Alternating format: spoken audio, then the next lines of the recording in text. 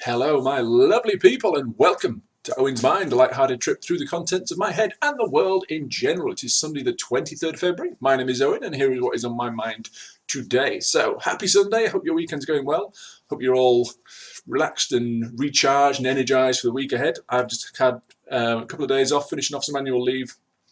So I'm back at work tomorrow, so I have a nice relaxing day today. Recharge my batteries and get ready to get back into it tomorrow.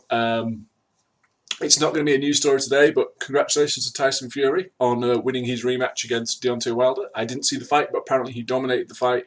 And in the 7th round, Wilder's team threw in the towel. They didn't want their man taking any more punishment because apparently Fury was all over it. So congratulations. You know, the first fight was controversial in its decision. It was a draw, and it was, you know, he dominated the fight more, but he got knocked down. So it was a bit to and fro. And leading to this one, Fury himself said, look, can't leave it to the judges. It's got to be decided. It's got to be, you know, beyond a reasonable doubt, and that's exactly what he did. So many congratulations.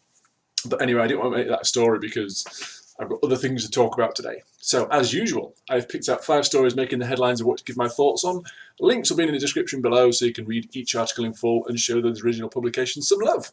So without any further ado, let's get into it with story number 1. And story number 1 today comes to us from BBC News. Mad Mike Hughes dies after crash landing his homemade rocket. So this is kind of sad and inspiring at the same time. So, US daredevil has been killed during an attempted launch of a homemade rocket in a Californian desert. Mad Mike Hughes, 64, crash-landed his steam-powered rocket shortly after takeoff near Barstow on Saturday. A video on social media shows the rocket being fired into the sky before plummeting to the ground nearby. Hughes himself was well known for his belief that the Earth was flat, and he hoped to prove his theory by going into space. Saturday's launch was reportedly filmed as part of a Homemade Astronauts new TV series about amateur rocket makers to be aired on the US Science Channel. The project had to be carried out on a tight budget. With help of his partner Waldo Stakes, Hughes was trying to reach an altitude of 5,000 feet while riding his steam-powered rocket. So it sounds a bit kind of crackpot, but he has done this before. It says in the video of the launch, the parachute can be seen trailing behind the rocket, apparently deployed 2 early seconds after takeoff. In a tweet, the Science Channel said Hughes had died pursuing his dream. The sheriff's office said a man was pronounced deceased after a rocket crashed in the open desert. The identity was not released, but celebrity news website TMZ reported that Hughes himself was the deceased. Darren Schuster, a former representative for Hughes, told TMZ the daredevil was one of a kind. When God made Mike, he broke the mold. The man was a real deal and lived to push the edge. He wouldn't have gone out any other way. Rest in peace. Yeah, so in March last year, he managed an altitude of 570 metres, 1,870 feet before deploying his parachute and landing with a bump. Speaking afterwards, he said, am I glad I did it? Yeah, I guess. I'll feel it in the morning. I won't be able to get out of bed, but at least I can go and have dinner and see my cats tonight. He set a Guinness World Record in 2002 for the longest limousine jump, over 31 metres, 103 feet in a Lincoln Town Car stretch limo. So the guy had his passions, and you know, it's tragic he's died, but he's lived the life he wanted, you know, and, you know, you can sort of make any decision or assumption you want about the flat earth theory. For me, it's just a no-brainer. It's not flat, sorry. But that shouldn't diminish from the man, you know, he literally, like his friends said, he died doing what he wants, died doing what he loved. And we can all hope to go out that way. My death will not be memorable. You know, the very fact that the death of this man is in the news said that he lived a life of interest, a life that's worth remembering. All life worth remembering, you know what I mean? But his passion was inspiring to a lot of people, which is why his death is tragic and it's sad. And it's worth reporting. So, you know, rest in peace, Mad Mike. His friend said it's how he wanted to go out. Nobody wants to go out that way, but if you're going to go out doing what you love, and that's exactly what this gentleman did. He's reaching for the stars, and yeah, ended tragically. But you know, rest in peace, Mike.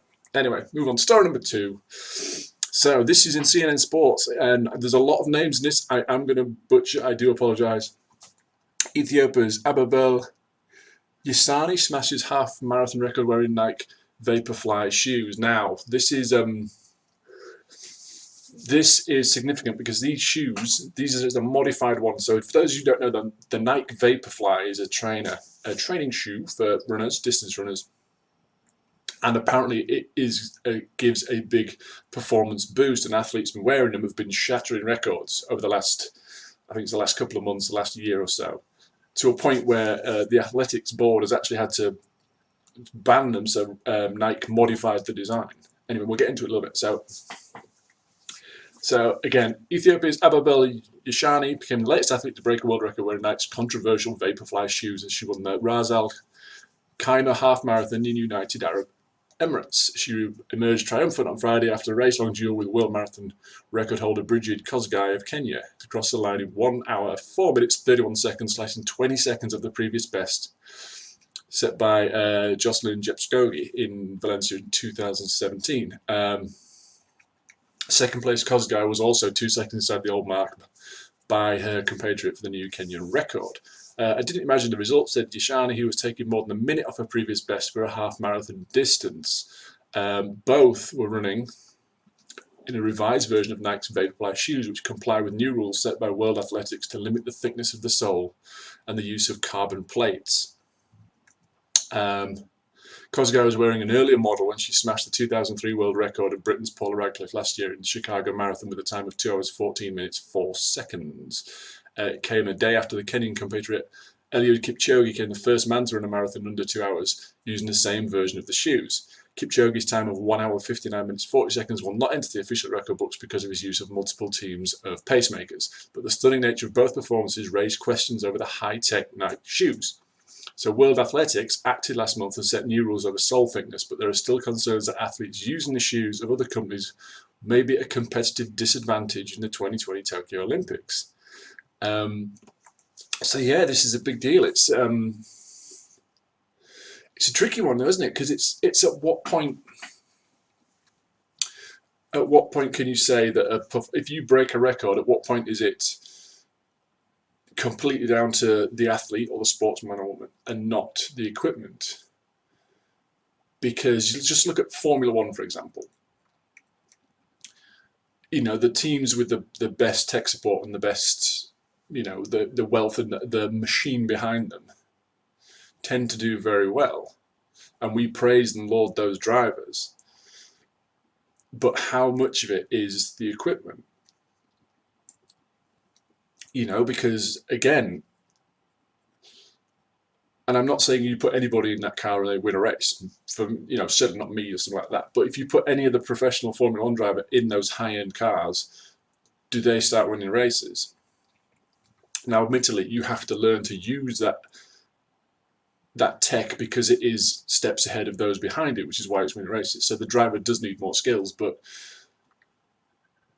like I say, how much of winning performances can be put down to equipment? Now, this has happened before. This was, I can't remember I think it was an Olympics or certainly at a Commonwealth, some big sporting games, and it was a swimmers, and it was a suit they were wearing where a load of records were broken.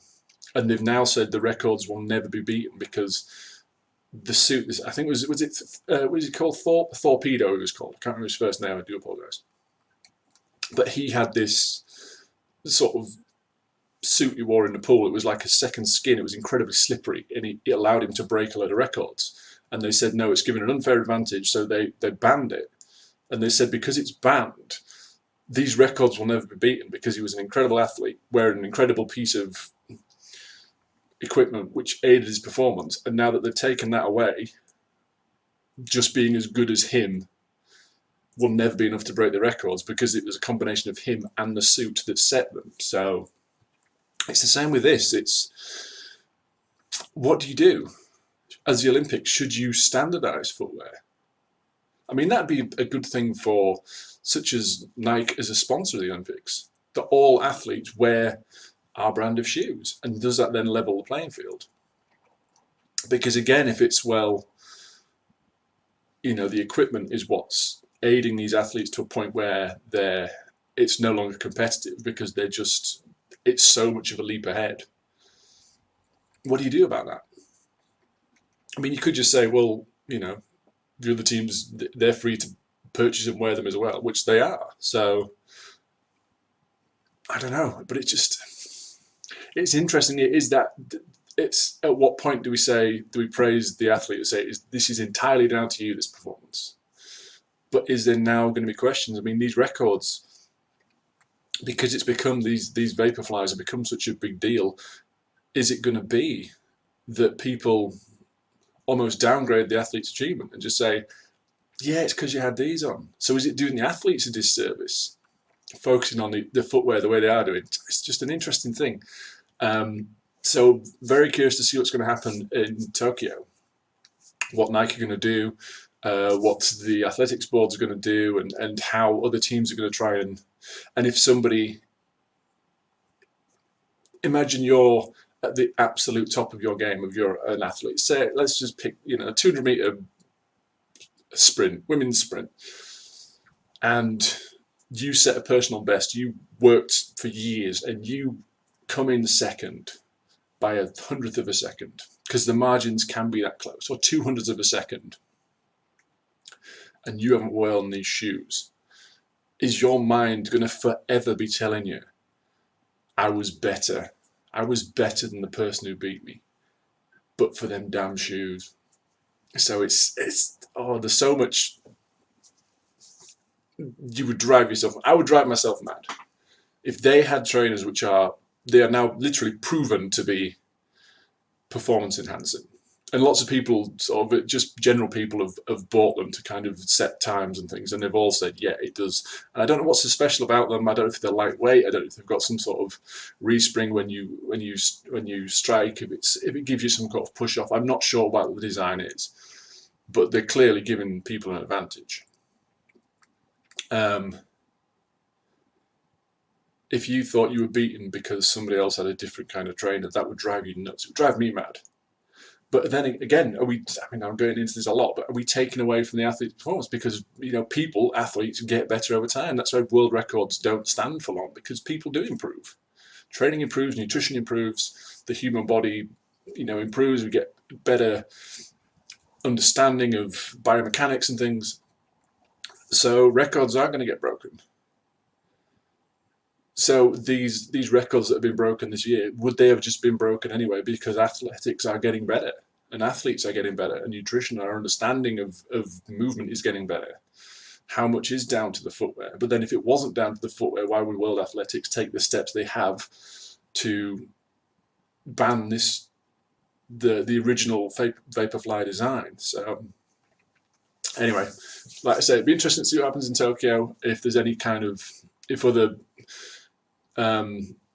athletic teams are going to come out and say, look, this is unfair, we shouldn't have it. Leading into the games, I think we're going to see a lot more of this. Anyway, so I'll keep you informed. Anyway, moving on. Story number 3, the Mail Online. British pensioner 71 jailed for smuggling £1 million worth of cocaine on luxury Caribbean cruise, fears dying behind bars in Portugal after developing suspected breast cancer. I know that's a mouthful, but this is a really odd story. So, British pensioner serving an 8-year sentence for smuggling £1 million worth of cocaine on a cruise has said she fears she will die behind bars. So Susan Clark, 71, is jailed in Portugal's maximum security prison EP Tyres, will be a name for prison, and is now waiting for biopsy results after she found a lump in her left breast. The grandmother of 8 from Kent has grown frail and lost more than 2.5 stones since she was convicted alongside her husband Roger, who is 72. She told the Sunday People, we made an example of, but I've been handed a death sentence. My worry is that I'll never be free and I'll be leaving here in a box. Mrs. Clark, whose appeal has been unsuccessful, added, I may never get out of here alive, and there's no way I can reduce my sentence now. We feel completely abandoned. The Foreign Office has ignored us. Boris Johnson has not helped, and we've been completely cut adrift. It's now been 14 months since Mrs. Clark was arrested, and she's now sharing a small cell with 3 other women. However, the grandmother, who takes medication for high blood pressure, vertigo, reflux and arthritis, says she's more worried about her husband. Mr. Clark had to have an emergency operation to remove an ulcer, and she said if something isn't done for Roger soon, then he'll die here.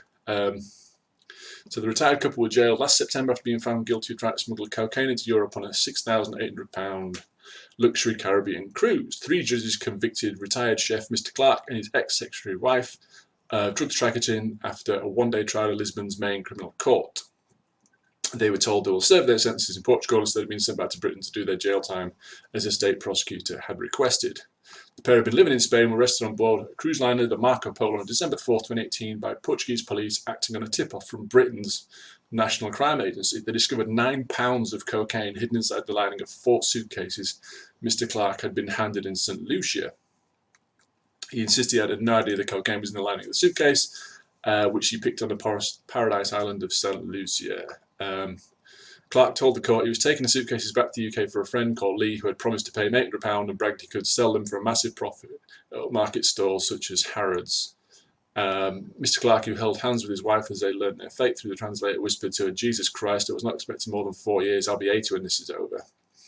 During the trial, Mr. Clark also confirmed they had both previously served prison sentences in Norway after being convicted in 2010 for trafficking 240 kilos of cannabis resin. He said he had done a drugs run to clear debts and was made to do more with his wife as cover after being threatened with violence by gangster paymasters if he stopped. The smuggler was born Roger Button, but changed his name to Clark after finishing his prison sentence and was jailed for nearly 5 years and Susan for 3 years and 9 months. Portuguese prosecutors say they believe the Clarks were making between 18,000 and 26,500 plus extras per cruise they took so they could smuggle drugs into Europe.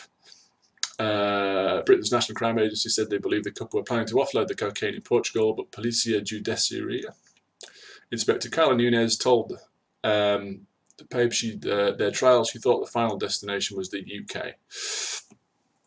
So yeah, this is a tricky one, kind of. For me, it's pretty cut and dry. You're convicted. You've done it before. So saying that you've been abandoned, you've been cut loose, not to gloss over it, you're drug dealers. You're drug traffickers at the very least. Not dealers, but you are definitely drug traffickers. Saying that, we didn't know, we were given these suitcases, we were told, just pick them up and, we'll sell the bags themselves to some high-end stores, we'll sell them to Harrods. Harrods do not buy suitcases off people. You can't go in with your suitcase and say, will you buy this? It's like, you've got it wrong, mate. We're a shop. We sell you stuff. It's not like cash converters. It's not like a pawn shop where you go in and like, can you give me some money for this? And they value it. They wouldn't do that. So again, that story's weak. The fact that every time you travel, there's signs at every airport and every port saying, have you been handed some bags that aren't yours? Just as a matter of course, you check through it. The fact this had 9 pounds in it's going to weigh odd. It's going to feel funny. So I don't buy the defence. However, the compassionate side is like, if this person is potentially got a life-threatening condition, because it said she's been screened for breast cancer. It doesn't say it's been, at this point, it's been confirmed. But, she's got a biopsy and it could come back as that. It doesn't say at that point what's going to happen. If she's confirmed with this, it doesn't say if she's going to get surgery, what her options will be. But I just think it's a bit hard for you to play the bleeding heart when you are in prison due to your own actions. You made thousands, between 18,000, 26,500 per cruise. And it's this one you got caught on. It doesn't say that you haven't had 4 or 5 other successful ones where you successfully brought drugs or helped drugs move between places, which then go onto the streets and lead to crime and potential overdoses and all this kind of stuff. And it says, the previous one, what was it? 240 kilos of cannabis resin. Mr. Clark also confirmed they have both served prison sentences in Norway after being convicted in 2010 for trafficking 240 kilos of cannabis resin. That is a significant amount. So obviously that wasn't done in one trip, because 240 kilos is like 2.5 of me. You're not carrying that in a suitcase. So that's multiple trips. So they've done this multiple times and they happen to get caught. They served prison, they did some time, and then they came out and did it again. So I'm sorry, my sympathy has to be tempered with the fact you've put yourself in a situation. And it says, yeah, we were forced to do it, and because we were told You know, we've been threatened by violence, but how true is that? I don't know. You know, I can see it happening potentially. It doesn't say that that was part of the defence in court. So the defence in court was that, oh, yeah, my mate Lee just said, pick up 4 suitcases.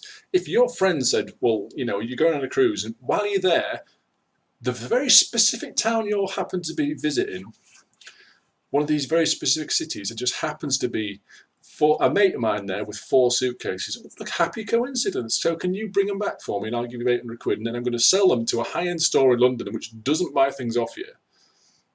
And you're like, seems legit. It just doesn't add up. So, you know, I do sympathise if this woman is ill and if this gentleman is ill and if being in prison has not, you know, you can argue conditions of prison and if it's not good for their well-being, but it's prison. It's not going to be a hotel. If she gets sick, I hope she gets treatment. I really do. I don't wish her any harm whatsoever. I hope she gets well. I hope she gets looked after. The fact that they wanted to come serve their time in a UK prison and that was denied them, again, you know, that there was obviously a decision for that. They were caught because the British tipped off the Portuguese that they were potentially smuggling drugs. So, I don't know.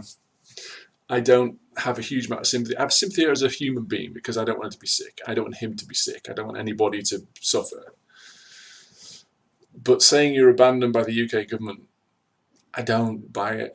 You know, and everyone reaches out. Everyone says, you know, like the Prime Minister is Boris Johnson at the minute. It's like, oh, they don't, you know, they just don't care about us. And I'm like, there's got to be some sort of balance. You convicted drug traffickers. How much?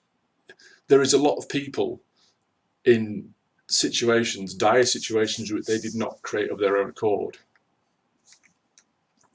where the Prime Minister hasn't been able to intervene either. Look at Harry Dunn's parents, you know, and is it Anne Sakalas and Sokolas and that, and you know they're trying to get her extradited to the UK to essentially answer questions about Harry Dunn's death, and you know everyone reaches out to Boris and he's like, he's tried, and lots of people in the cabinet have tried, but there's the diplomatic side. I know to the layman it's kind of, it just seems so obvious. You know, she's guilty, send her back, stand trial. It's justice. It is, but there's so much red tape and diplomacy in this kind of thing.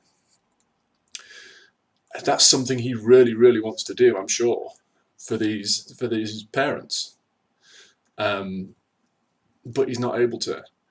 So in this case, again, it's like maybe he's not able to intervene.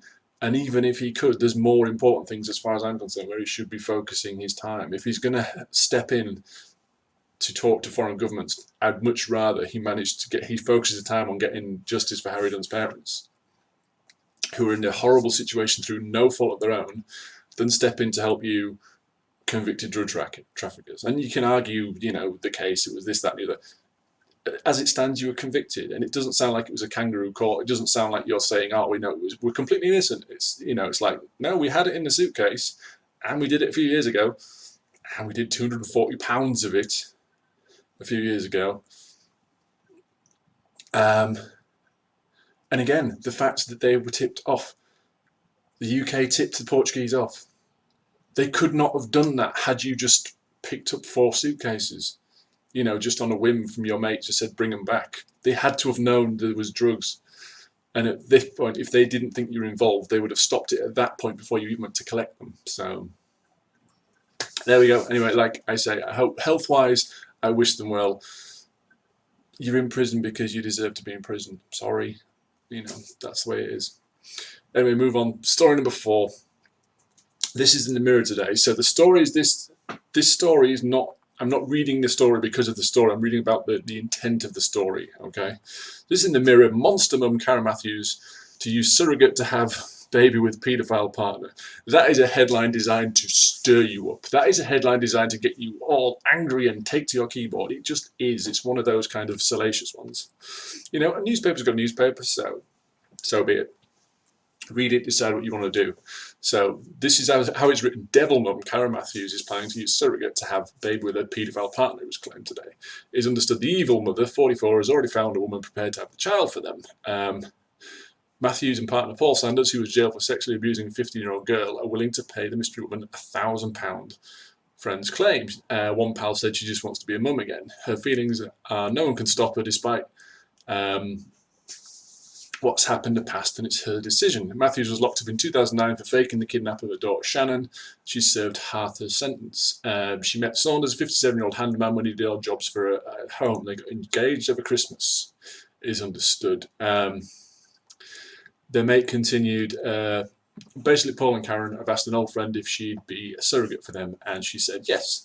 Karen said it's the only way of having a baby without people taking photos of her pregnant, and it will be worth it to save her body. She said you can get it done in cheap for Europe. Saunders himself was jailed for 5 years in 2010 for sexually abusing a teenager. For those who don't know, I mean, it's, you know, if you're in the UK, you know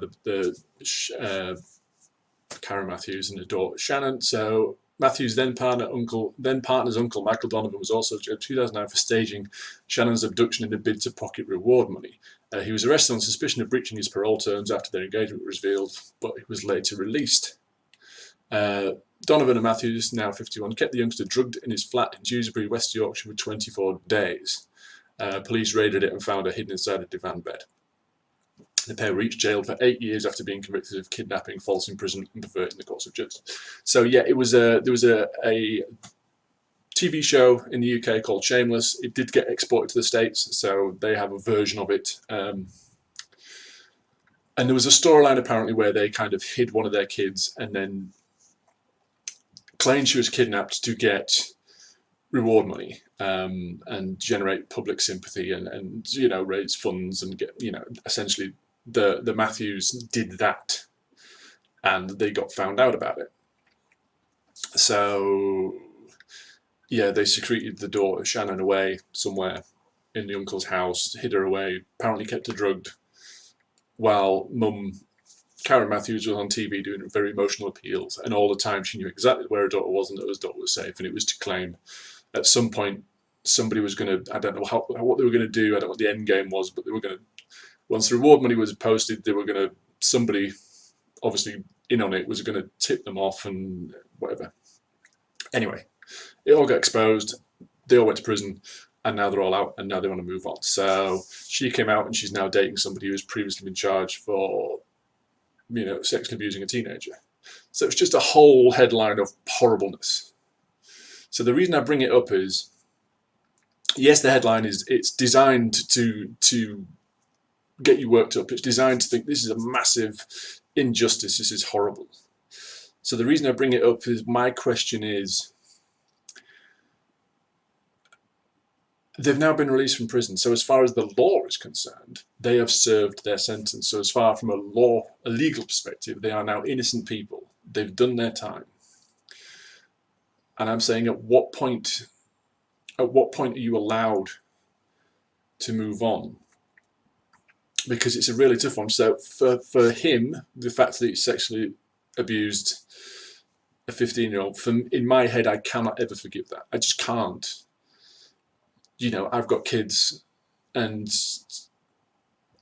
you know, he's served his time. So in the eyes of the law, he's now innocent as such. But I imagine that, you know, he'll be on the sex offenders register and all this and be monitored and so on and so forth. But he's now free to live his life. But then, so from a legal perspective, he's done his time. He's now not guilty of anything going forward. But my head can't forgive that. I just can't. And for her, again, it's that kind of thing. And it's at what point do we... I guess kind of what I'm asking is, at what point can you forgive? At what point is forgiveness offered? And I know it's the greater position to forgive people, but there's certain things I cannot. You know what I mean? You look at completely unrelated, Jordan Belfort, the Wolf of Wall Street, the gentleman involved, Jordan Belfort.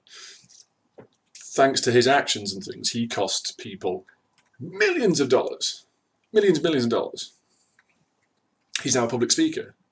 You know, did his time, he's out, and he's essentially forgiven, if you will. He's actually in the film at the very end. So for those who don't know, the story is Wolf of Wall Street is based on. He's the gentleman on stage at the end who introduces Jordan Belfort when Leo comes out and says, "Sell me this pen." So that is the real guy. You know, and there's other people, there's a lot of celebrities. This is an interesting sort of thread as well. We tend to forgive people in the public eye a bit more. So there's a lot of celebrities who've done things in the past. You look at just a lot of Hollywood stars who've had horrible kinds of domestic incidents and drugs convictions and things. You all see on all the celebrity websites, if you go on a lot of news sites, there'll be a lot at the bottom, 10 celebrities who served time or criminal past and all this lot. And we kind of forgive them because they entertain us. Why is it different for private citizens? And is there a certain point? At what point is it like, I can forgive this, they've done the time, I can forgive this, they've done the time? Where's the line where it's like, I can't forgive this, I know they've served the time, but the fact they were capable of it in the first place means I can't ever forgive it going forward? Because I think that line is different for a lot of different people. If somebody did, I don't know, if somebody was shoplifting because they were desperate, they couldn't feed themselves or something, you know, and again, you don't go to prison for shoplifting, but you know, you can kind of forgive that. What if they're shoplifting to feed drug addiction? Is that different? Is that different in your mind? You say, well, no, because that's self-inflicted, although addiction is not, but you know what I mean. Or if somebody goes to prison for assault, you know, they're in a bar, things get out of hand, there's a ruckus, and you know, they really hurt somebody. They do a bit of time, they come out. Do you forgive that person? You know, it was a moment of madness kind of thing. All right, so now put that in a domestic setting, and they've done it to their partner. Moment of madness. Do you forgive that? Can you forgive that? I just said this is why I brought the story up. It's not so much the fact that it's about Karen Matthews. It could have been anybody, but this just raises really interesting questions in my head about where is that line? Because I don't know where it is for me. There's a lot of things I could potentially forgive in this story. I cannot forgive anybody. Does that mean she shouldn't have the right to go and have a child? Again, because your only argument is being based on how she treated one of her other children. But she served time for that, and that's now done. And for those who don't know, Shannon Matthews was taken into care and given a new identity and with a new family, and so, you know, hopefully she's doing well. We'll never know, and we don't need to know. You know, she should not be tarnished by what her family did to her. But yeah, it just leads to lots of kind of interesting questions in my head. Anyway, I'm going to leave it there because I've got no answers for you. I know, you know, there's lines, there's things I could forgive in people, and there's things I can't. And, you know, it's not a one-size-fits-all for me. It's not like, you know, it is better to forgive. I'm sure it is. I'm sorry, I'm not that big of a person a lot of the time. There you go. And we're going to move on. Last story. This is a palate cleanser. I love stories like this. I haven't done one in a while. So, CBS News via MSN Online. Adopted boys on a mission to save old dogs who need a home. So, this little boy's called Robbie Gay, and he loves an underdog. If you bring the 8-year-old to Flagler County Humane Society in Palm Coast, Florida, and ask him to find the favourite, he will always seek out the oldest, mangiest, least adoptable mutt of the lot. He said, there's something about old dogs I just like. That's because he sees himself in them. He knows how it feels not to be loved and cared for. He's the most hopeful, optimistic, and genuinely caring kid who has absolutely no reason to be that way, said Robbie's adopted mum, Maria. She said before he entered the foster system, Robbie was a holy terror, so badly abused that he was twice hospitalised with brain injuries. Then 2 years ago, Maria and her husband Charles adopted him.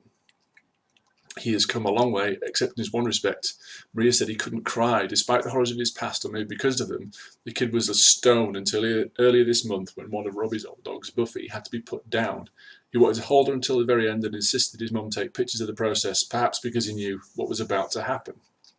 After Robbie finally let go, he told his mum, I know how it feels not to be loved or cared for. I don't want any animal of mine to feel that way. nor does he want any foster kid to feel that way. He says people don't want older people and older dogs, they only want babies and puppies. He is so aware it could have easily gone totally differently for him, and in these older dogs, Robbie has found a place to practice his compassion. Someday Robbie wants to adopt older foster children himself, but until then, to show his commitment to what he can do, he has vowed to adopt as many old dogs as his parents will allow. So far they have 6. They recently adopted a lame, snaggletooth Shih Tzu named Molly. Molly's owner had to go into assisted living, and she now has a new home thanks to the sweet little boy who sees a reflection in the eyes of the suffering. What a fantastic story. So again, I love doing stories like this where people have a wisdom and a compassion beyond their years. So Robbie is 8 years old, and yet he kind of sees, he's already recognised that, you know, society doesn't want, we do have a problem with, we want the new, we want the fresh, we want the puppies, we want the babies, but we don't want to adopt, you know, older dogs and older children, I imagine. You know, I don't know anything about the adoption system, I'll freely add it up. But I have to say, if I went to a rehoming centre for dogs and I found, you know, you'd go for personality, I'd always go for, with dogs particularly, but you'd probably gravitate towards the puppies and things, because you'd be like, just from a purely kind of callous thing, you get more of a lifespan. You get more time with them, which is great because that's what you want, and there's nothing wrong with that. But the old dogs who've been, you know, kicked about, they're probably the ones who need your love more, because puppies are always going to find a home. And some of the older dogs, you know, in a lot of rescue centres, it's not, they don't keep them forever. If they're not adopted, it's not like, well, we'll just raise them forever. Some of them, it's just sheer numbers and just basic math, they can't house them all. So if they don't get rehomed, they get euthanized. I don't know how common that is, but I know there's some rescue centres that do that. I don't know whereabouts in the world they are, but I know there is some. I don't think there's any in the UK. Because one of the adverts over here, they state very, very plainly in their advertising, we never put a healthy dog down. That's a selling point for them. Not a selling point, but it's a kind of, it's a big tick for them. So that does imply to me there's other shelters who would.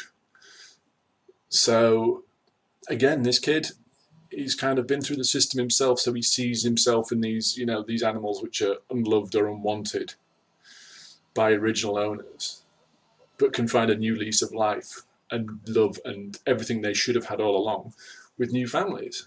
And the fact that he's kind of like championing that is brilliant. I mean, the fact he was hospitalized twice with brain injuries, that's, you know, he was in a very, very bad situation. You know, if you're in hospital twice with brain injuries, the third time you may not come out. It's impressive that you came out the first time. You know, but thankfully he found Maria and Charles, and they care for him, they love him, and he's now wanting to kind of pay that forward and pass it on for these old dogs. I think it's a lovely story. So lovely that I get to end the video like that, because obviously there's been some heavy stuff beforehand, but that's a nice, like I say, a nice palate cleanse for the end of it. So that's it, guys. The links to all the stories I've discussed can be found in the description below, so feel free to go and check them out. Let me know what you think of this video and tell me, for you, does a prison term served clean the slate of a person for you, or is there that line that I have? Is there a kind of like, serve your time, can't forgive what you were there for in the first place, or is there, no, that's it, we're all square with the house, and you know what, everything just continues as it was before? Answer in the comments, please, along with your thoughts you'd like to share. These are mine. They're not necessarily important. They're not necessarily right or wrong. They're just what was on my mind. So until next time, bye for now.